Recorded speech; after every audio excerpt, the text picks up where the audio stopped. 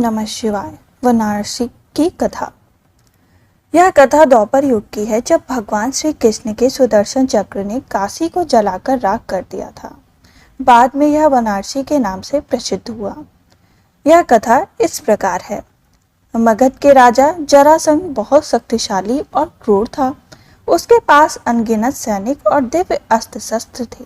यही कारण था कि आसपास के सभी राजा उसके प्रति मित्रता का भाव रखते थे। जरासंध की अस्ति और प्रस्ति नामक दो पुत्रियां थीं। उनका विवाह मथुरा के राजा कंस के साथ हुआ। कंस अत्यंत पापी और दुष्ट राजा था। प्रजा को उसके अत्याचारों से बचाने के लिए भगवान श्री कृष्ण ने उसका वध कर दिया।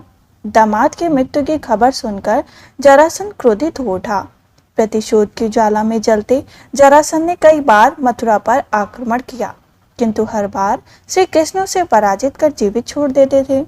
एक बार उसने कलिंग राज, पौंड्रिक और काशी राज के साथ मिलकर मथुरा पर आक्रमण किया, लेकिन भगवान श्री कृष्ण ने उन्हें भी पराजित कर दिया। जरासंध तो भाग निकला, किंतु पौंड्रिक और काशी राज भगवान के हाथों मारे गए। काशी राज के बाद उसका पुत्र काशी राज बना और श्री कृष्ण से बदला लेने का निश्चय किया। वह श्री कृष्ण की शक्ति जानता था, इसलिए उसने कठिन तपस्या कर भगवान शिव को प्रसन्न किया और उन्हें समाप्त करने का वर मांगा। भगवान शिव ने उसे कोई अन्य वर मांगने को कहा, किंतु वह अपनी मांग पर अड़ा ही रहा। तब शिव ने मंत्रों से एक भयंकर कृत्या बनाई और उसे देते हुए बोले, वश्य, तुम इसे जिस दिशा में जाने का आदेश दोगे या उसी दिशा में स्थित राज्य को जलाकर राख कर देगी। लेकिन ध्यान रखना, इसका प्रयोग किसी ब्राह्मण भक्त पर मत करना, वरना इसका प्रभाव निष्फल हो जाएगा। यह कहकर भगवान शिव अंतर्धान हो गए। इधर दुष्ट कलिंग वन का वध करने के बाद श्री कृष्ण सभी मथुरा वासियों को लेकर द्वारका आ गए थे। काशीराज ने श्री कृष्ण का वध करने के लिए कृत्या को द्वारका की ओर भेजा। काशीराज को यह ज्ञान नहीं था कि भगवान श्री कृष्ण ब्राह्मण भक्त हैं, इसलिए द्वारका का पहुंचकर भी कृत्या उनका कुछ अहित न कर पाई।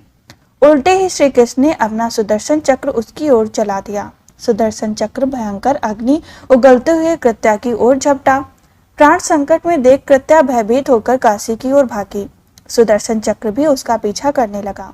काशी पहुंचकर सुदर्शन ने कृत्या को भस्म कर दिया, किंतु फिर भी उसका क्रोध शांत नहीं हुआ और उसने काशी को भस्म कर दिया। कालांतर में वारा और अशिक नामक दो नदियों के मध्य यह नगर पुनः बसा। वरा और अशी नदियों के मध्य बसे होने के कारण इस नगर का नाम वाराणसी पड़ गया। इस प्रकार काशी का वाराणसी के रूप में पुनर्जन्म हुआ। इस प्रकार हमारी कथा संपन्न हुई। अगर आप इसको प्रतिदिन सुन रहे हैं तो आप पर महादेव की विशेष कृपा हो। हर हर महादेव।